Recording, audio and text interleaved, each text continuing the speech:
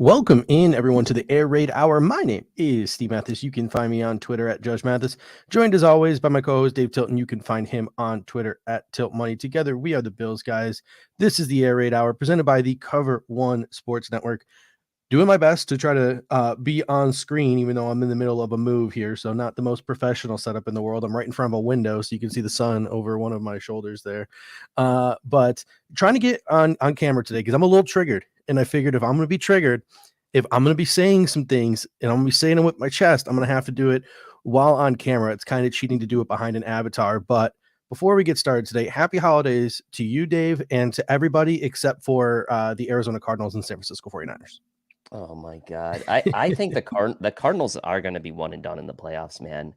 I mean, good for the Colts, obviously. I mean, not great for us, but like after watching the Colts and then kind of looking back and how we got beat up by them, I'm not like if you can make Carson Wentz beat you, he's very streaky. Like if he gets in a rhythm and he gets hot, okay. But does Carson Wentz really scare anyone? Not me. So, I mean, the Cardinals didn't do us any favors last night. But that's kind of how it's gone the last few weeks. I feel like the Bills haven't gotten a ton of favors, some here and there, but not a ton. Yeah, and it's crazy. And to get things kicked off this week, obviously Patriots week part 2. I want to start things off with a jabroni of the week.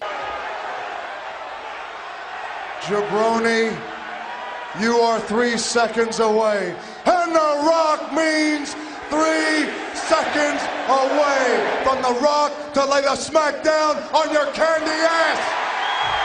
Yeah, I can't stop you though. You keep using this word jabroni, and it's awesome. Now, I have a jabroni of the week, and we usually don't do a jabroni of the week in the pregame. I felt the need to do a jabroni of the week in a pregame show, and for one reason, we're going to get to it in a second, but we got Brian Bowers in the super chat here. What's up, my guys? Here we go again. Why the F is Zach Moss active? What do these guys see that the rest of the world doesn't? We're going to get to Zach Moss in 1 second, and that's going to be the first thing we talk about when we talk about the Bills offense, but I got a jabroni of the week first because I got something to get off my chest, and my jabroni of the week is Thad Brown, who is a reporter or a TV sports anchor for I didn't grow up in Rochester, so one of the Rochester stations, whichever one it is, and I know he covers the Bills. He's always in the Bills press conferences, etc. But this was a tweet from Thad Brown on Friday afternoon. With the Bills offense in its current state, getting Josh Allen out of Foxborough in one piece might be a more reasonable goal than winning a football game. Still time to get guys back, but otherwise, going to take a superhuman effort from this D and or Josh Allen to win the football game. Are you fucking kidding me? Like, they give that guy a press pass? Let's throw the white flag up before we even play the game. I'm not here to say that you can't question the Bills' ability to win this football game. To me, it's a toss-up. You know, they're only 2.5-point dogs. But to go out there and say, oh, we shouldn't worry about winning the football game, we should worry about keeping Josh Allen healthy. No, especially after you see what happened in that Arizona game and what happened in that San Francisco game. Winning 2 of your last 3 isn't a guarantee into the playoffs anymore. And exactly, Evan, like, what kind of take is that? Like, that defeatist attitude I've seen from a number of people amongst Bills Mafia the last couple of days, like, oh, the big bad Patriots are back and the Buffalo Bills are bound to be to be the underdogs and to the to be the redheaded stepchild for the next 20 years. No, like, that's a defense that a couple of weeks ago held New England to 14 points. It's an offense without Deion Dawkins that still put up 31 points on a very good Carolina Panther defense. So the combination of our defense doesn't need to put up a superhuman effort. Our defense pretty much just needs to do what our defense did all year, and our offense just needs to do what it did last week, and we win the football game this week. Yep. So it's not exactly like it doesn't take a superhuman effort. If the Buffalo Bills win this football game, it's not going to be the biggest upset in history. It's just going to be a normal Sunday in the NFL. And it's just absolutely crazy. And some of these people need to stop being adult babies. Yeah, I mean, look, I'm not. I see kind of what happens on social media. There's a lot of people that are talking about like who's out for this reason and that reason. We know there's a lot of talk around the COVID stuff right now. And I think part of it maybe is that there's some subconscious bias to the fact that New England really doesn't have guys out for that particular reason. However, it is pretty common across the NFL right now. It just happens to be that our opponent this week isn't dealing with those same types of issues as the Bills. But teams like the Rams, teams like the Chiefs, like Travis Kelce's out today. The Rams had same situation, right? Are the Chiefs It's throwing in the white flag because Travis No, Kelce's not playing today? exactly. The Chiefs aren't throwing in the white flag. The Bills do have Deion Dawkins back and active today, by the way. So Do you think the Colts were going to make Jonathan Taylor inactive last night to protect him because for the 5 offensive line starters route? I know. Do you think that Jonathan Taylor rode the pine last night because they were worried about 46 getting him yards out on his first carry of the game? because they were worried about getting him out of Glendale healthy? Oh my God. Yeah. So Absolutely like, unbelievably bad take. Like, holy shit, it was so bad. They give that guy a press pass. I think what you said really hits home for me. It's like the defense just needs to do what it's been doing all year. Like, yes, there have been some tough games recently, especially against the run. And we saw that graphic that Fox put up last week against the Panthers. It was like the last 3 or 4 games, the Bills haven't been good against the run. They've given up about 120-ish yards on the ground. And one of those games was against New England. But again, you were still in that game the entire way, even giving up those yards. So if the Bills offense shows any kind of pulse today, which they really didn't, at least from a finishing standpoint, we're going to get into that later, but they got into the red zone 4 times against New England in that first meeting. They only scored 1 touchdown, which is an issue, but yeah. And that's gonna be the number one thing we talk about. But first, again, I want to go back to Brian Bauer super chat, and let's lead off with our first segment here, being what the Buffalo Bills offense needs to do versus the Patriots defense. A couple of shockers on the inactive list today. Number 1 being Matt Breida, who now Zach Moss is in, and number 2 being Tommy Sweeney. And the Bills are going heavy on defense with Tyrell Dodson active, all 4 safeties active, and Cam Lewis active. What's the deal with these 2 inactives? Like, what's the thought going through your mind? Number 1, let's start with Zach Moss, because that's what Brian wants to know. Like, why is he playing over Matt Breida today? Doesn't make a lot of sense to me, especially in the combination of Tommy Sweeney being inactive. You figure, okay, if Zach Moss is active, maybe you do have Tommy Sweeney active, and it signals that maybe you're going to go with some heavier packages, some less spread packages, more 12 personnel. But then Tommy Sweeney's inactive. So what does this really signal to us? It's kind of odd timing because Zach Moss hasn't played the last several weeks. And to be honest, he hasn't looked that good the last couple games he played before he's been inactive. So it's a bit of an odd situation here for the Bills. If you're trying to get some more speed on the field, trying to do more on offense than what you did last time against the Pats. But David here says, think Moss is playing just for pass blocking, but I mean, that seems like a stretch. Maybe Lone Wolf says, what has Breida done for the offense though? I mean, to be fair, none of these guys outside of Devin Singletary have really done a ton in a consistent manner. There were spurts from Zach Moss earlier in the year where you're like, okay, he's like really looking like the good go-to pass catching back, blah, blah, blah. Matt Breida had some nice moments, especially in that Jets game, had a nice game against the Saints, but the consistency has been kind of hard to come by. Now, maybe this doesn't matter, right, in the big picture, because maybe the Bills are going to kind of do what they saw worked for them last week, although it was slightly inefficient against a good Carolina defense, and that was to ride Devin Singletary to the tune of 20-plus carries. So if that's kind of where they're leaning, and then Zach Moss maybe comes in for some goal line, that's something Matt Breida really doesn't offer you as far as goal line running. Maybe I could justify it that way, but to me, it looks like maybe it's a pass blocking thing. And you're right. What has Matt Breida done for us lately in this offense? Zach Moss does maybe give us more of a, established power presence in the red zone. It'll be interesting. The Tommy Sweeney one is the one that concerns me more, right? Because it seemed like last week against Carolina, first couple of drives, the Buffalo Bills looked lost. And then they put Tommy Sweeney out there. And I'm not saying Tommy Sweeney was the answer, but when the Buffalo Bills went to more like mass protect, went to more 12 personnel, etc., they sort of settled down a little bit and started to execute better. And Josh Allen wasn't running around like a chicken with his head cut off because the offensive line was looking a little better. And Jessica Tennis does come in and says Dawkins is playing. Yes, but we have seen spurts this season where Dawkins has not been great. He is now coming off his second stint of COVID. Who's to say that he is conditioned to go this whole football game, start to finish? Who's to say, even if he does go to the football game start to finish, that maybe his conditioning makes him a little less effective today? Maybe he needs to come out in spurts, etc. Maybe he struggles in this game, and you no longer have a guy like Tommy Sweeney there to protect you, to chip. You really needed all 4 of your safeties today. You really needed all 5 of your corners today. You really needed Tyrell Dotson on special teams so bad. There was not a single other person that could have replaced him. I'm not saying that Tommy Sweeney is some great, incredible player, but he does play a role here in the fact that we can use him on passing downs to chip away at some of these edge rushers. And we're going up against Matthew Judon today. Not to mention the fact that when we put Ryan Bates out there to do it, we're sort of tipping our hand a little bit and taking at least the threat of the pass to that player who's eligible away. What are your thoughts on Tommy Sweeney being inactive?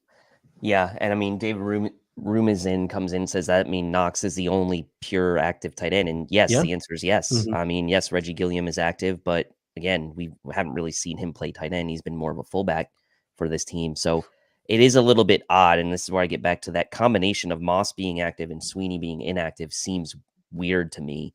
So I'm going to be very curious to see what kind of personnel the Bills come out in on offense early on, at least, to see.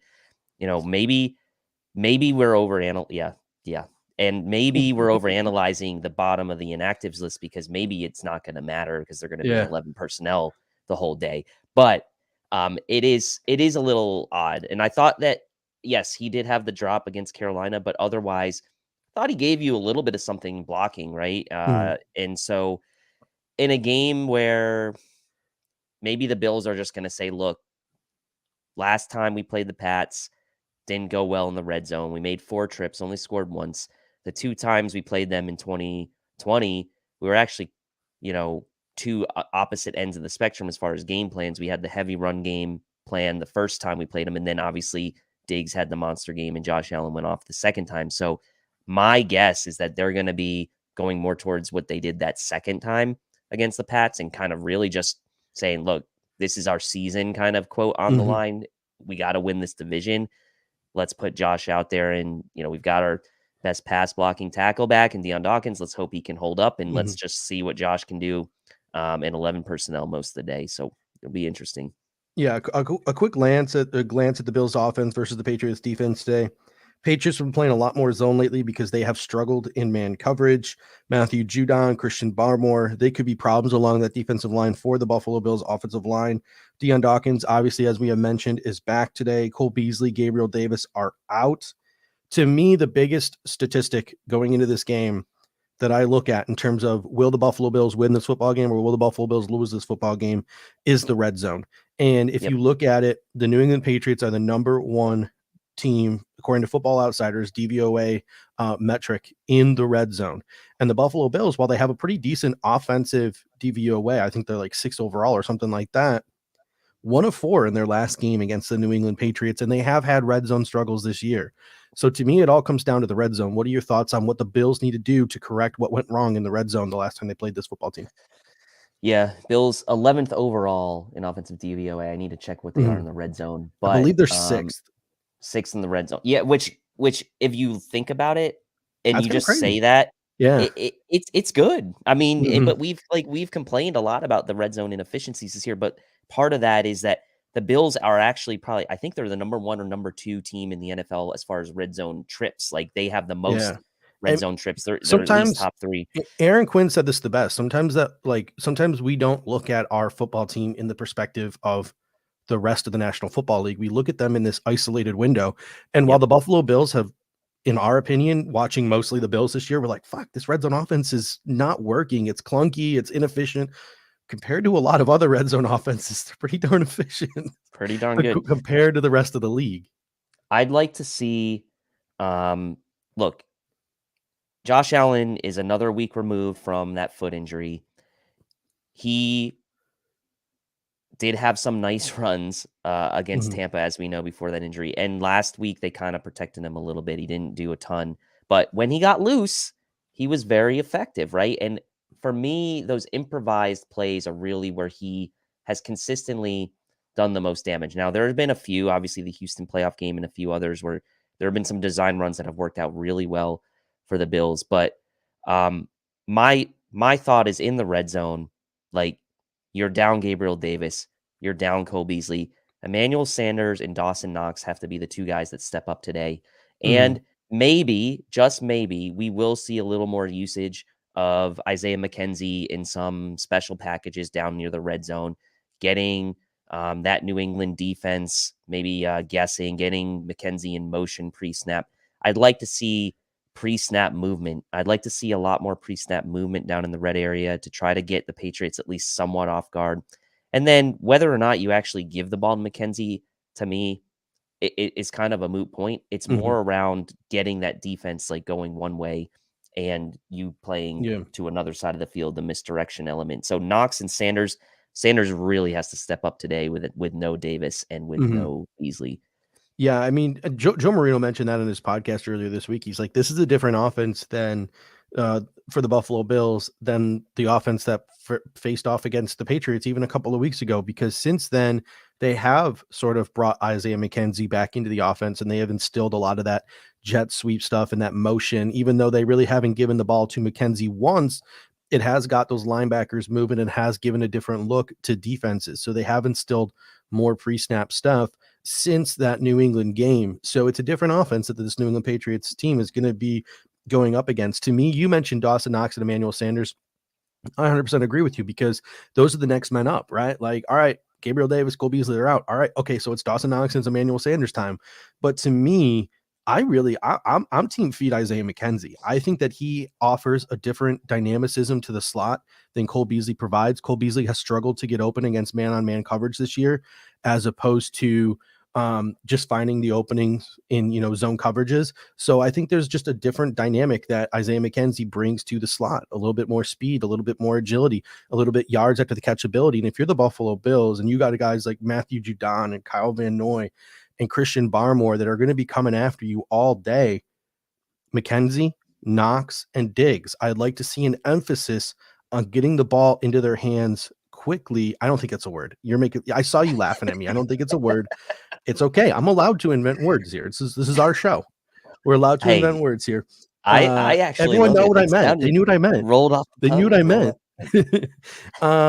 But just get the ball into some of these guys' hands. The guys who have yak ability, Diggs, McKenzie, Knox, get the ball into their hands quickly and give them some yards after the catch opportunities, manufacture some things for them.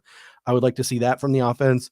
I like the rolling out that we did last week, even though Tommy Sweeney had that big drop. I like the rollouts. I thought that was super effective. And make sure you're feeding Devin Singletary 6 to 8 times a half just to keep that defense honest. I think those are the keys for the Bills offense in this game. But I've got another question for you. When in doubt, look for 9 times out of 10. The answer to that question is Cole Beasley. Cole Beasley is not available today. So if you were to answer this question, if you were to finish this sentence, when in doubt, look for what player are you answering that question with? Has to be Diggs. I mean, it has to be. Larry Sullivan obviously made a point about Diggs not being effective in not directly, but little joke there because he spelled his name wrong. But look, Diggs has actually played really well against the Pats in the 3 games overall that he's played against them since being on the Bills. It has to be Diggs. This is the time, like you always say, for alphas to step up. Josh and Diggs, that combo need to step up. When in doubt, I think today you have to look for Diggs. I like the option of Knox, but I think Diggs he's the alpha, right? He's the alpha of that group, of the entire skill position group. Running backs, tight ends, receiver, doesn't matter. And I think for the Bills to get some swagger back, Diggs is really going to have a big presence today. And we saw against Carolina last week when he scored that touchdown, he was on the sideline getting guys fired up. When he's got momentum, when Diggs himself has momentum individually, it really does feed to the entire team. And like Aaron says here, he's a number one receiver. He's been fed like it, regardless of narratives, and you have to play to your strength. And that's why I say, when in doubt today, pepper him with targets, 10 plus again today. Has to be. I agree with you that Stephon Diggs needs to be fed the ball whenever he's open, or you need to manufacture some things for him. But I'm going to go with Dawson Knox too. I think this is a perfect opportunity for Knox to step up and show that he's not just an auxiliary threat or a guy that when everything breaks down, he can make a play or he can make 1 or 2 big plays a game. I mentioned this in the Carolina game. He didn't get a ton of targets, but his targets mattered. And Josh Allen was looking to him in key situations like third down. So the next step in sort of the evolution of Dawson Knox is going from a guy who does well because everything else around him puts him in an environment to be successful and he makes big plays, to a guy who is a legitimate threat who Josh Allen looks for in this offense on a regular basis. This is an opportunity for Dawson Knox to step up and become the number 2 target on this football team, as opposed to a guy like Emmanuel Sanders who is healthy today. So And yeah, look, this Aaron could be Quinn the coming with the future tight as end well. leaks. This could be the future as well. That's one as well. Yeah. Knox could be the future number 2 target in this Mhm. offense, depending on how things go with Cole Beasley and Sanders and what happens with Gabriel Davis in the future. Like, we don't know. So Knox legitimately could become the number 2 option in this offense, and you could have a situation maybe like you have in San Francisco where you have a Debo and a Kittle who really complement each other really well. Like, and that could be like Diggs and Knox. And Aaron here says yeah. New England's linebackers suck in coverage. Get him on Bentley and let Knox work move the chains. You saw them actively targeting Dawson Knox last week because they thought they had a mismatch on Jeremy Chin. So why not do that again? But as opposed to Jeremy Chin, it's, Juwan Bentley that you're going after. So a guy like Dawson Knox. Some other notes that I have here for the offense. Number 1, don't turn the ball over. And maybe when we get to the defense in a second, try to force more turnovers. Maybe get Reggie Gilliam a little bit involved. I'm not saying he needs to be a big part of your offense, but maybe a tight end leak or a fullback leak.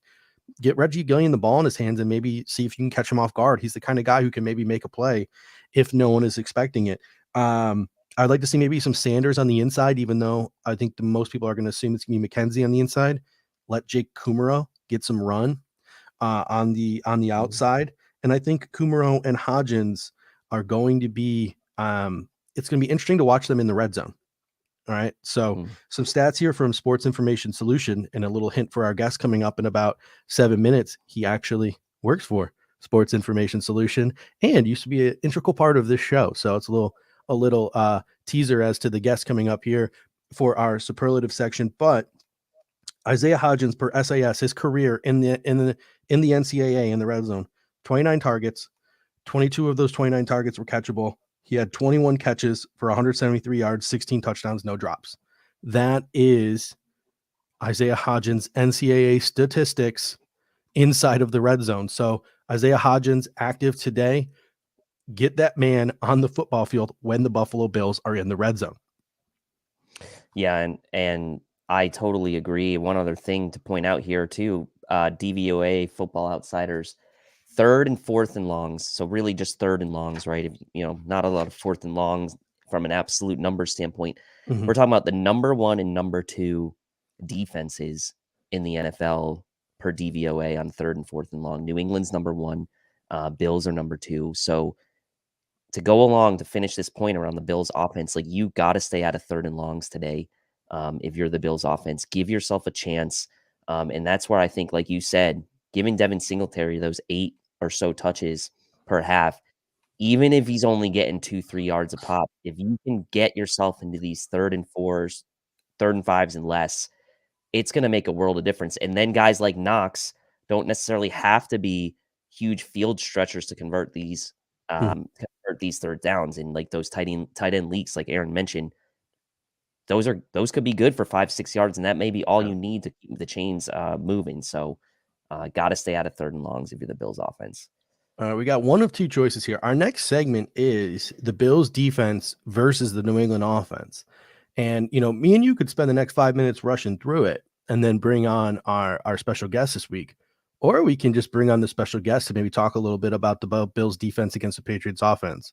What do you think we should do here? Let's bring him on. You right? Can we get a thumbs up from our special guest? He's ready to go. So let's bring him onto the show now. And I'll just change the background real quick and I'll bring him on. Welcome back, Producer Kendall. I can't call you Producer Kendall anymore, but Kendall Mirsky, ladies and gentlemen of the BF Phil Room and SIS, joins the show. How you doing today, Kendall?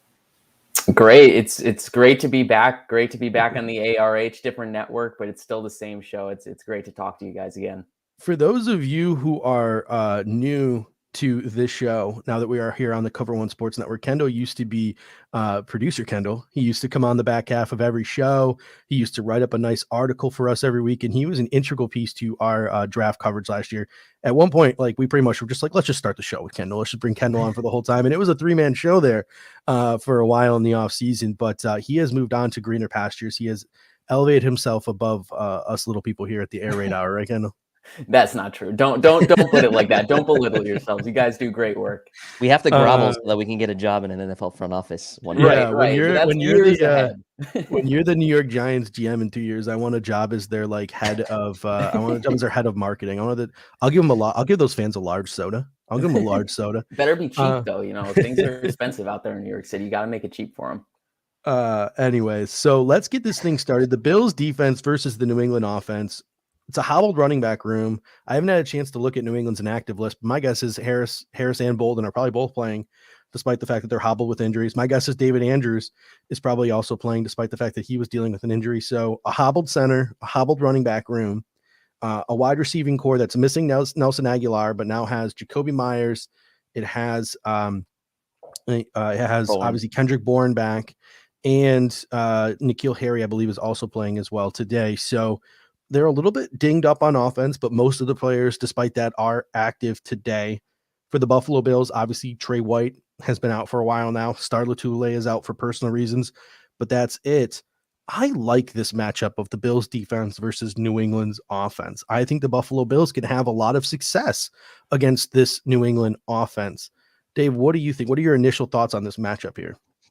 I mean, to be honest, it's very similar to the matchup from a few weeks ago. No star, obviously, but the run defense overall, I mean, held New England to fairly, average I think it was like 4.5, 4.6 yards per carry. And that was with those couple big runs that they had. And so I think if you're the Bills today, the focus really has to be on limiting the big play for New England on the ground. They're going to get their yards on the ground. We've seen teams in the last 4 or 5 weeks, like I mentioned, the Bills' run defense statistically hasn't been as good as it was early in the year against the run recently. So if you're the Bills, do not give them easy, cheap, big plays on the ground. It's like one of the most frustrating things to watch as an opposing fan.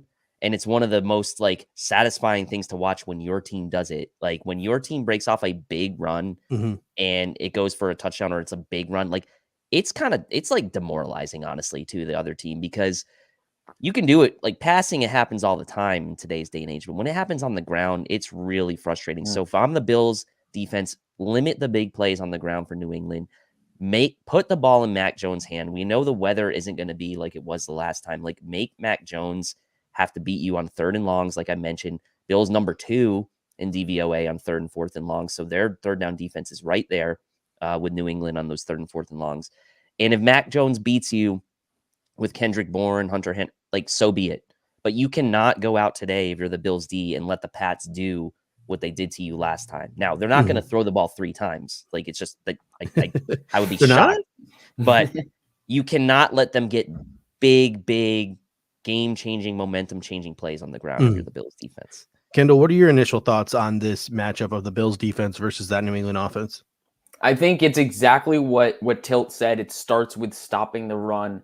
And then the second layer of that is, of course, when you get Mac Jones into those 3rd and longs, you need to have an answer for how to stop those 3rd and longs. And ideally, it comes with a 4-man pass rush. Ideally, we don't have to blitz too much to get pressure on him because he's not the greatest awkward thrower, off-platform thrower. So we need to get him into those situations. But they spend a lot of time. They are 3rd in the league in 21 personnel and 7th in the league in 22 personnel. So they spend a lot of time with 2 tight ends on the field. And we know because they have Nelson Aguilar out, it's going to be down to Jacoby Myers, Kendrick Bourne, Hunter Henry, and Jonnu Smith. So it's going to be about how we shut those guys down. And it's probably going to wind up with Milano on one of the tight ends, or maybe it's a safety on one of the tight ends, and then Teron Johnson on the other tight end.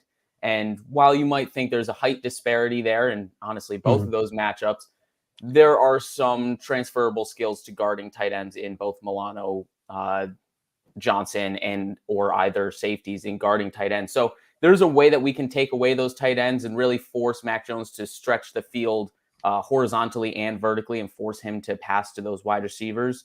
They're not slouches by any means. They're actually pretty decent wide receivers. But it's going to be an interesting matchup to see how Dane Jackson and Levi Wallace match up against those guys. But furthermore, I think a big key to this is disguising our coverage pre-snap. And I don't mean like how our safeties usually disguise our coverage. I mean how we're disguising our coverage when the Patriots motion, because the Patriots are 4th in the league in motion. And a lot of times when they motion guys, it's giving an easy read to Mac Jones pre-snap. Oh, that's man. Oh, that's zone. If we can hide our coverage through the motion, the pre-snap motion, it's just going to take him a hair longer to read the field or predetermine his read before the snap kind of thing. We need to make sure we're hiding what we're doing pre-snap through that motion. Yeah, and that's an incredible statistic right there.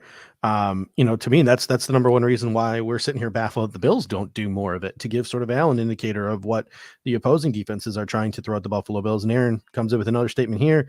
Patriots are 10th in the NFL in explosive plays. That's mostly from Yak. Tackling is crucial. So whether it's Teron Johnson, Dane Jackson, Levi Wallace, Jordan Poyd, Micah Hyde, Matt Milano, Tremaine Edmonds, like tackling is going to be key this week. Wrapping guys up and making sure they don't get those yards after the catch. I want to see the Buffalo Bills blitz Mac Jones. Like there was a comment from Lone Wolf earlier in the comment section. Sorry, it's kind of withered away and I can't quite pull it up, but he talked about like, how do you expect the Buffalo Bills to blitz the New England Patriots this week? And it's tough to blitz a team like the New England Patriots because you know that they are going to be prepared for it. And you know that they are going to have things in place and things to do if the Buffalo Bills try to send heat. That's why I don't want to see any safety blitzes this week. I don't have any statistics to back it up, but I mean, anytime I see Micah Hyde or Jordan Poyer blitz, I kind of cringe a little bit because it usually takes them a little bit longer to get there than other players who are blitzing for the Buffalo Bills. And usually that's when the Bills get themselves caught in a bad play situation. But as Aaron points out here, Teron Johnson, I would like to see some Teron Johnson blitzes off the edge. And back to a couple of weeks ago, when Ryan Jensen was on the injury report for Tampa Bay all week, Matt Milano, A-gap blitzes. I want to see Matt Milano A-gap blitzes against their center, David Andrews, who's been on the injury report all week. Test that center and bring that pressure up the middle. I can't picture Mac Jones being a very effective quarterback when he's forced out of the pocket. So get that pressure up the middle. Ed Oliver, Matt Milano, they're going to be key in enforcing those pressures on Mac Jones, forcing him to maybe make some mistakes, and helping the Buffalo Bills win the turnover battle, which is going to be one of the keys this week. All right. So that does it for our sort of preview. And we're going to go now to the superlatives for this week, something that we're known for here on the Air Raid Hour. And again, the band Creed, sent us a cease and desist a couple of weeks ago. We're no longer allowed to monetize these video broadcasts when utilizing the lyrics to Take Me Higher. But that has not deterred us here on the Air Raid Hour from having a Take Me Higher player of the week. So let's get things rolling. The Take Me Higher player of the week, the one player the Buffalo Bills need to have a big game in order for them to be successful. Kendall, who are you going with as your Take Me Higher player of the game? I'm going with Ed Oliver. I'm personally not partial to the idea of blitzing, mostly because I feel like the Patriots offense is very, I don't want to say check down dependent, but it's quick passing dependent. So I'd imagine they're going to have quick answers for blitzes. That being said, your point about Milano A-gap blitzing, I do like that. He's been very good with that. But I'd really like to see the Ed Oliver just continue what he's been doing this entire year. It's going to take, in my opinion, 4-man pressure up front. And then it's also going to take stopping the run, like Tilt said early. So he's part of both of those different cohorts of defending. He is very important when it comes to run defense. And contrary to popular belief, he's been very good at run defense this year, way more than probably most people projected when he was coming out of college. But he's also been very effective as a pass rusher. He's gotten a lot of pressure this year. And like you said, getting Mac Jones off his spot and making him throw under pressure, flushing him out of the pocket. Interior pressure, we've seen it with Josh Allen all year. Interior pressure is the best way to do that, to get a quarterback seeing ghosts, getting them rattled, all that stuff. Interior pressure is the start of that. So for me, I don't want to say it starts and ends with Ed Oliver having a great game, but I think it would have a huge impact if he has a great game. We got Richard Greenwood coming in saying he thinks F.A. Obata could have a big day. Scug85 says Devin Singletary. Dave, who do you think? Who is your take me higher player of the game this week? Yeah, I mean, channeling my inner pettiness here, just to go against what Larry Sullivan said. I want Diggs to have a big game today. I just really, I feel like getting him going early, getting him involved emotionally into the game, where I think the Bills maybe have been lacking a little bit of emotion on the offensive side of the ball outside of some of the late game heroics from Josh Allen against Tampa. But like you saw Diggs, like I said, getting fired up last week when he scored because he knew how important that game was for the Bills to take care of business against Carolina. I want Diggs to be involved early and often in this game. Like Aaron said earlier, 10 to 12 targets. I want him to be that alpha guy this week, and I want him to have, the deuces part 2 as he's running into the end zone, running away from New England defenders this week. So give me Stephon Diggs. No Cole Beasley today. No Gabriel Davis. We talked about Sanders and Knox. I get it. But Diggs, he's there. He's going to be the guy today. Breaking news, gentlemen. Breaking news from Matt Perino. The Bills' offensive line in warmups from left to right. Spencer Brown, Ike Butker, Mitch Morse, Ryan Bates, Darrell Williams, Deion Dawkins might be a reserve player for the Buffalo Bills today, and he might not be the one manning the left tackle position. So that is an interesting development. Deion Dawkins may just be a reserve player for the Buffalo Bills today. Wow. That changes a lot of what we said on offense and also makes the Tommy Sweeney inactive really weird.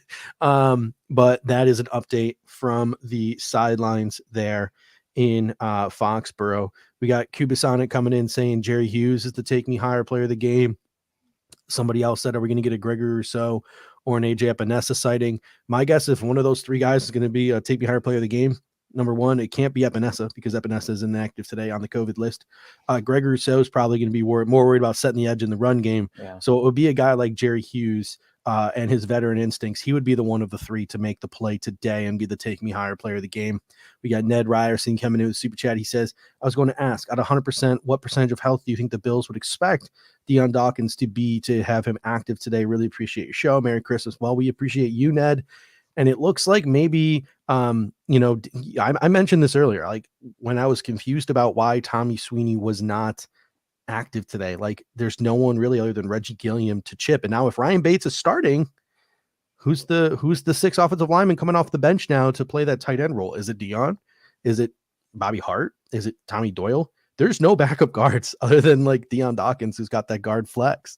Like if Ryan Bates is starting, they didn't bring up Jacob Capra. So the reserve offensive lineman would be Deion Dawkins, Bobby Hart, and Tommy Doyle. Those are all tackles. All tackles. So you probably moved Darrell Williams inside, I would guess, and you have to shuffle a bunch of stuff around. You would probably shuffle from there. My guess is Brown would go back to right tackle and Deion would be at left. But yeah, it's super interesting. I would have guessed that maybe the Buffalo Bills would have shifted Brown back to the right side and maybe platooned Deion Dawkins with Bobby Hart. Like that seems to me like it might have been a better situation. But it could be the fact that they practiced all week with Spencer Brown at left tackle. Yeah. And so those are the ones who know their plays, and those are the ones who know what they're doing. Those are the ones who have been through all the motions this week. So it'll be super interesting to see how that plays out during the ball game. My take me higher player is going to be Isaiah McKenzie. Like I said, he brings more dynamicism, which is a word. We figured it out. It is a word. He brings more dynamicism to the slot. I think he has a big game today where he gets, 5, 6, 7 targets and he breaks a big play. And I think he also contributes on special teams as well. I think that Isaiah McKenzie brings a different element to this offense in the slot. And I think that after this week, he's probably going to be utilized a heck of a lot more because I do think he has a breakout game today for the Buffalo Bills. And that brings us, ladies and gentlemen, to our wild card player of the game. Wild card, bitches! Yeah! So we've just been thrown a wild card on the offensive line, and now it's time for our wild card player of the game. Kendall, who is your wild card player of the game? The player that maybe comes a little bit out of nowhere and makes a big play for the Buffalo Bills to help win this football game. I mean, I was going to say McKenzie. He was going to be my wild card. But I'm going to go with Motor, and it's not much of a wild card, but I think it's a wild card because most people aren't expecting a heavy dose of run today, and nor do most people want to see a heavy dose of the run today. But I think a big part of winning this game today is going to be playing to our weaknesses and playing to those weaknesses in the first half and forcing the Patriots to adjust to what we're doing in the first half and then going to our strengths in the second half. So I feel like that's going to be the running game, some play actions, and some quick passing in the first half. Force the Patriots to come forward closer to the line of scrimmage, maybe press coverage a little bit more. And then in the second half, we get more into that deep passing game that we're used to. But that all starts, in my opinion, with Devin Singletary and establishing the run, which, it sucks. I don't want to establish the run with the way this team is built. Like it's just not built to do that. But we saw there is a bit of effectiveness there. There is some untapped potential there. And Tilt, like you said it earlier, like if anyone's shown consistency in this running back room, it's Devin Singletary. So I think it's going to take a big first half from him to specifically win this wild card roll over. But that's my pick. It's going to take a big effort from him in the first half, in my opinion, to ultimately win us this whole game. Question here from Devin Ian and Kendall. I think that you might be the most qualified to sort of answer this question. Devin E says could be worse. I guess the Colts are missing 4 of their 5 starting offensive linemen and half their defense last night. To the offensive line point, the guys over at the 585 report, Ryan Sullivan, Mitch Brodeur, they've been talking about for a few weeks, like, look at Green Bay's offensive line, and Green Bay still manages to put up points every week and have an effective running game and have an effective passing game. You saw the Colts last night be able to win a football game despite, a lackluster offensive line in front of Carson Wentz and Jonathan Taylor. They were still able to have some semblance of success, even though they didn't put up a ton of points. The Buffalo Bills, to me, I think the talent is there for them to have a pretty decent offensive line. There's a lot of name recognition there and a lot of players who have started in this league and not embarrassed themselves. What is the deal with this offensive line? To me, some of it seems like it's coaching. These guys aren't coming into each game prepared. How much of this blame of the offensive line sort of lack of cohesion this year falls on Bobby Johnson not prepping these dudes properly? I think it's definitely a little bit of A, a little bit of B. It's definitely the personnel a little bit. It's definitely the coaching a little bit. But this season specifically, you know what you're getting into with the personnel. We brought back players we're used to having in the locker room. So at that point, you do have to kind of put more blame on the coaching staff than anyone else. And I think it really comes down to how you're utilizing these guys. And I mean, these guys aren't necessarily world beaters in pass protection, and they aren't world beaters in run pro. So you have to figure out how to put them in spots to succeed. And I think a lot of that, kind of extrapolating that into today's game, I think it comes down to utilizing play action. If you can establish the run a little bit and make the Patriots play a little bit more downhill and get them flowing in one direction, it places a lot less pressure on each individual lineman to win their one-on-ones because everything's flowing to the right and Josh Allen's rolling out left.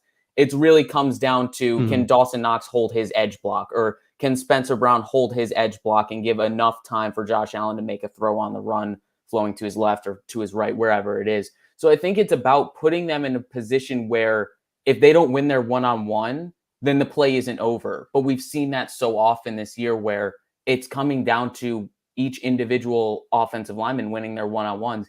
And more often than not, we can't even get 4 out of 5 guys winning their one-on-one. So it's about putting them in positions to succeed. And I think we've placed too much confidence in each of our offensive linemen to win their respective one-on-ones throughout the season. We got Skug85 coming here saying he thinks that Isaiah Hodgins is going to be the wild card player of the game.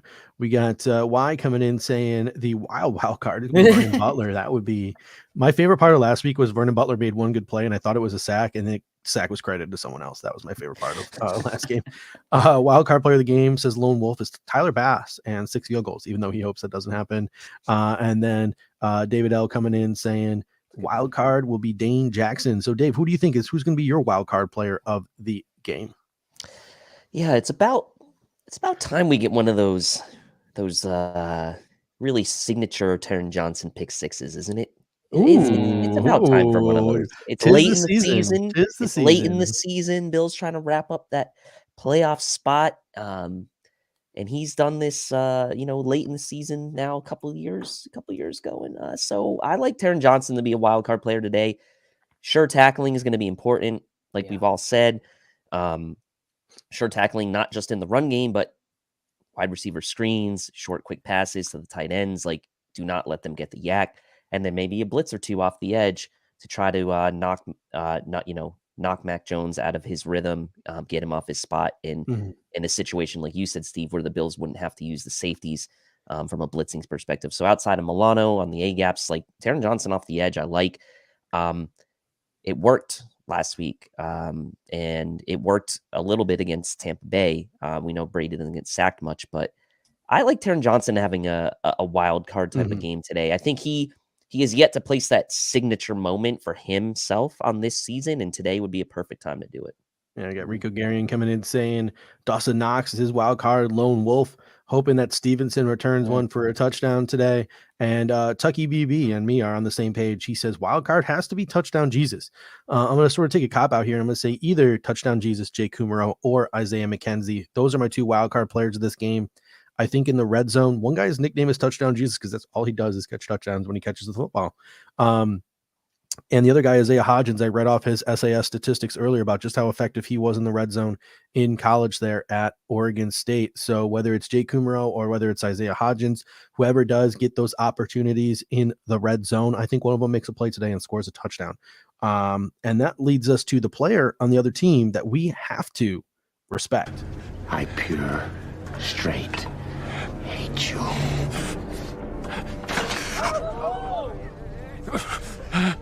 But God damn it, do I respect you. Kendall, who you got? Who's the player on the New England Patriots that the Buffalo Bills have to respect this game? I really want to say Lawrence Guy because I feel like he just doesn't get respect. I think Aaron of Cover One, Aaron Quinn, he speaks to how much, the lack of respect that Lawrence Guy gets. But I got to go with Kyle Duggar. Kyle Duggar is someone I really liked during the draft season a couple years back.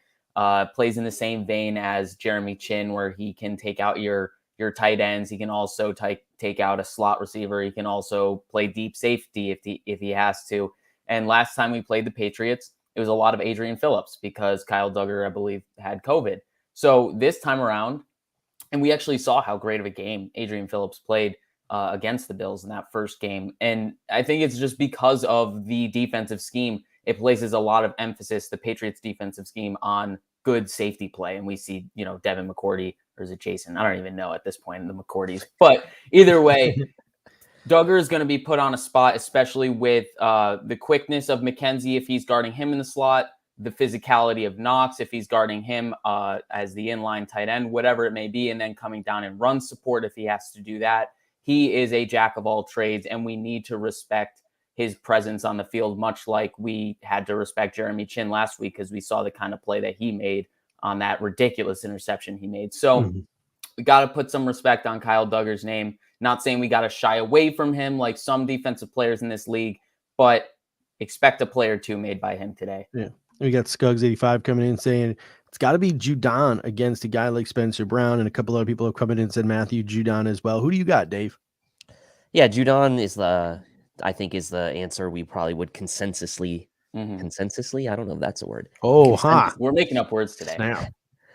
We'd probably all pick would be Judon. the consensus if we all chose. There you go. You're welcome. But I think Hunter Henry has to be a guy that you watch out for. He's been a monster in the red zone this year. He scored a ton of touchdowns. He's coming off a huge game last week. I think he had 2 touchdowns when the Pats lost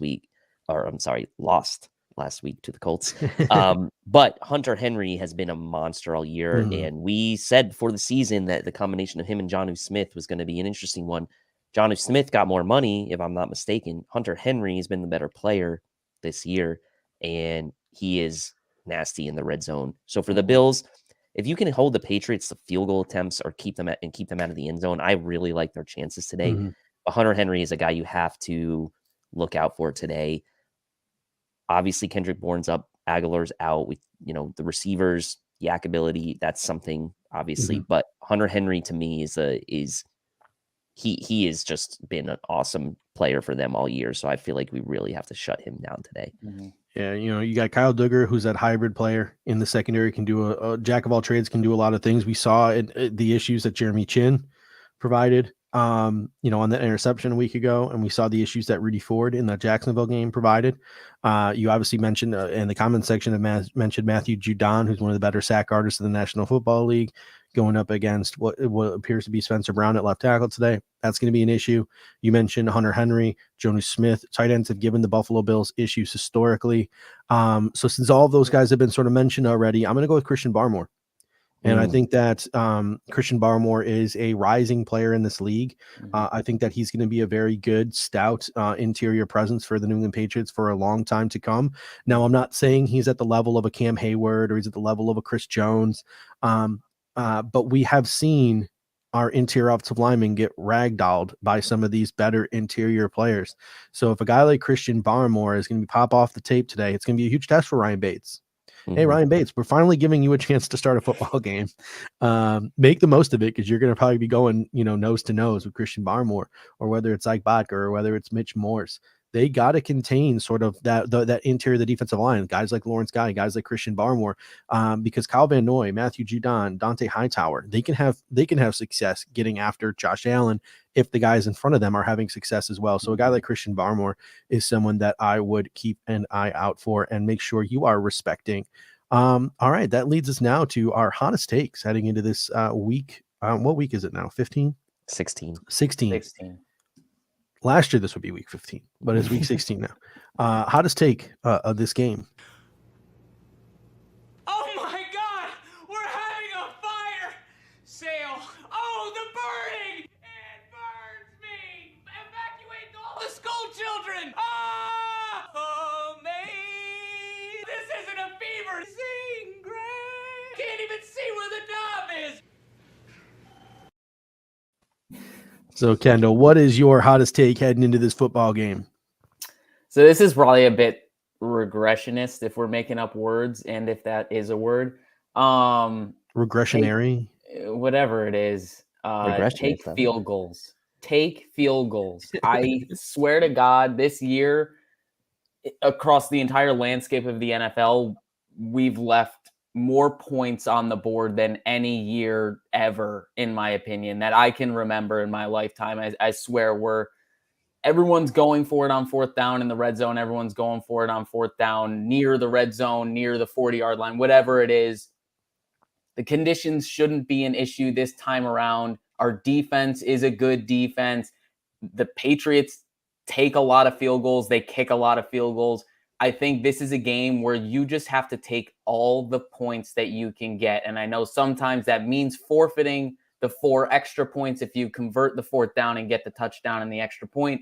But sometimes you just got to take 3 and the momentum and turn the page to the next down or the next drive and hope that your defense can continue following through for you, which they have all season. So it's a bit regressionist, whatever we're calling it. Just take field goals. Take 3 if you have to. If it's a go for it opportunity, go for it. Don't get me wrong. I'm not going to say bypass every fourth down opportunity, but take the field goal if it makes sense.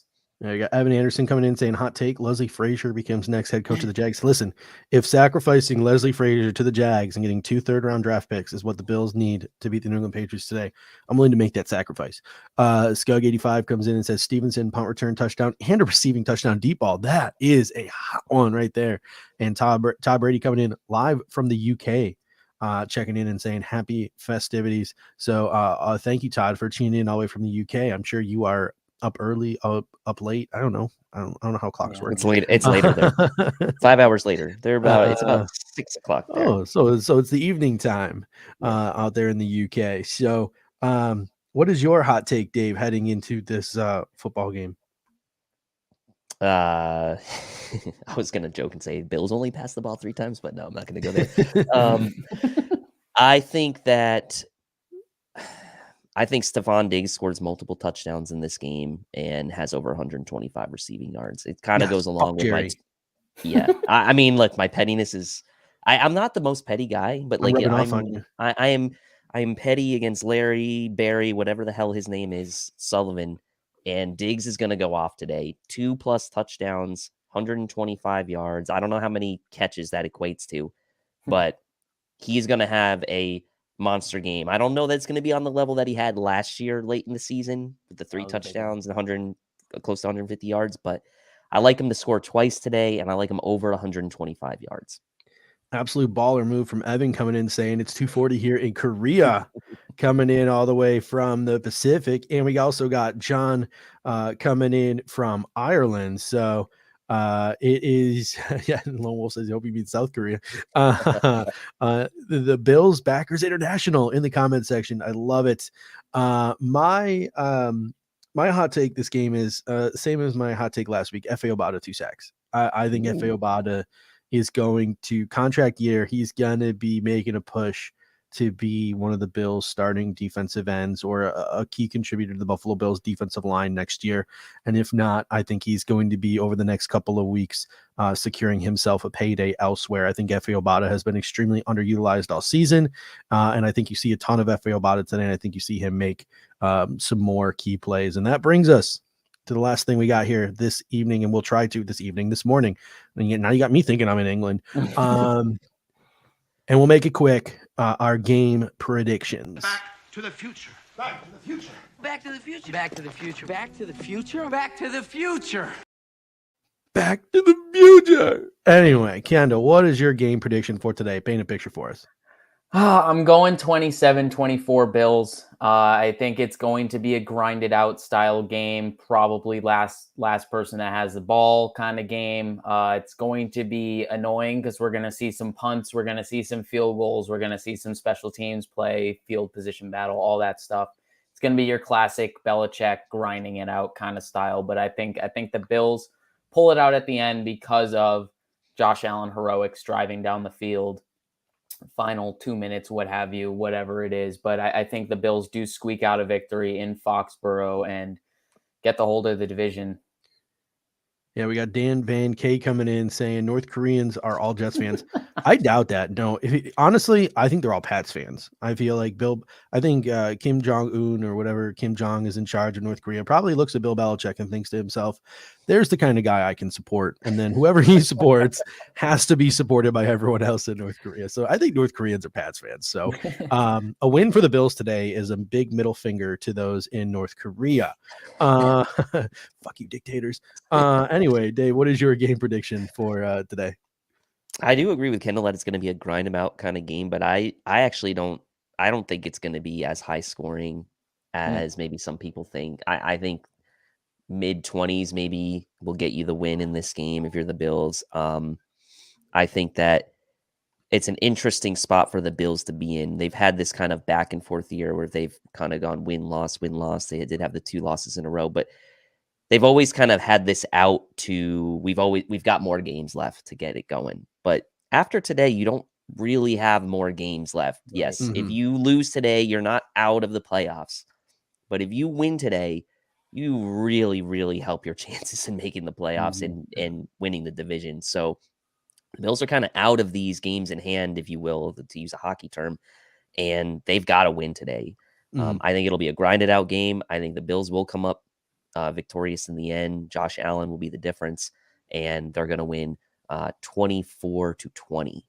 All right, we got Lone Wolf coming in saying, amazing to see satellite images of Korea. South is lit up, north is mostly dark. Yeah, like Bill Belichick's soul. Evan Anderson coming in saying 24-21. Maggie F coming in saying 24-14. John M coming in saying 17-13. Dale Gowrie, that would be 24-16. Real grind it out. Sweat it out, yeah. Patriots, anti-commie. Listen, you are clearly rooting for the Bills today. 27-17. That was that right there. That name right there really fits the theme of today's show. Spin coming in saying 34-15 Bills.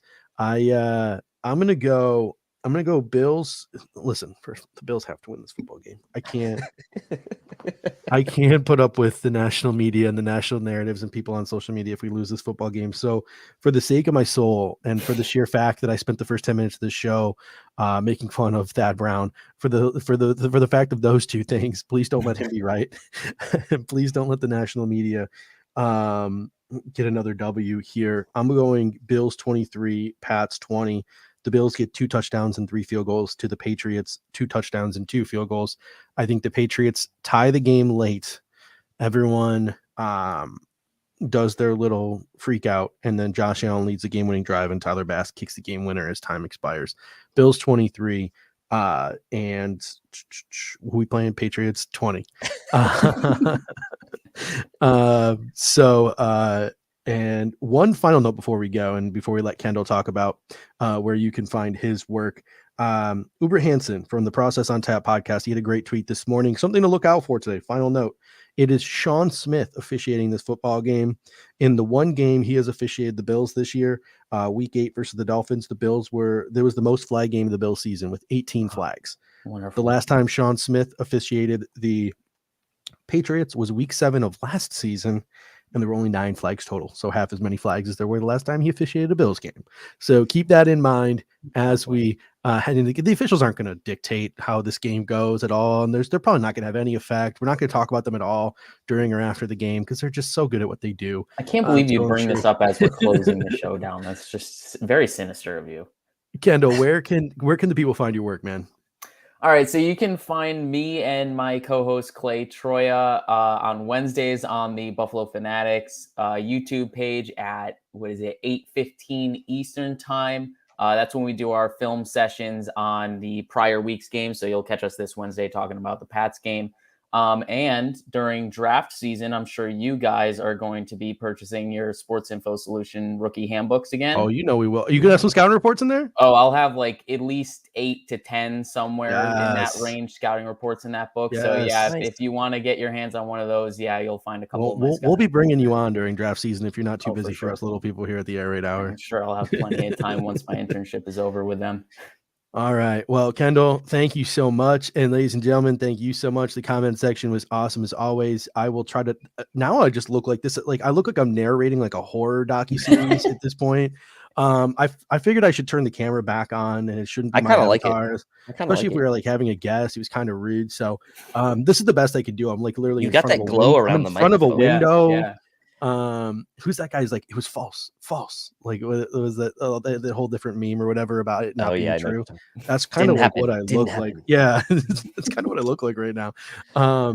But anyways, ladies and gentlemen, get your fantasy team set. Zach Vaughn of Buffalo Fanatics has already got one helpful thing from me this week when I forgot to take AJ Brown off of injured reserve. So I think I need to go put Jake Kumaro into my lineup in our dynasty semifinals. So go set your fantasy lineups, get your chicken wings ready, crack open a nice cold beer, and let's hope to God the Bills beat the Patriots this week. Yep. Ladies and gentlemen, until next time, fuck Jerry Sullivan and go Bills. Go Bills.